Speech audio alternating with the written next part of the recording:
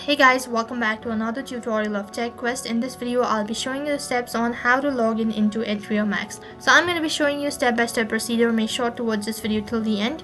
So without any further delay, let's get started. In order to log in into your HBO Max, first thing you need to make sure that you already have an account on your HBO.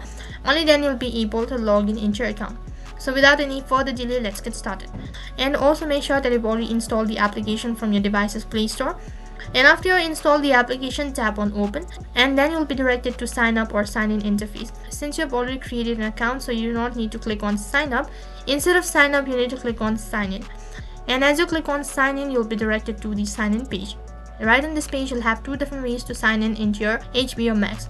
So the first one is sign in through TV or mobile provider, and the other one is providing your email address and a phone number.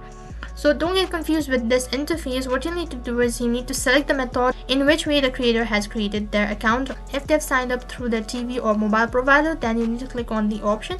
And if they've created their account using their email and the password, then you need to provide your email and the password and then click on sign in. In case if you are unable to log in because of your incorrect password or username or an email, then you can click on the option that is forgot password, which is right at the bottom, and then you'll have some alternative. How you can log in into your HBO Max account.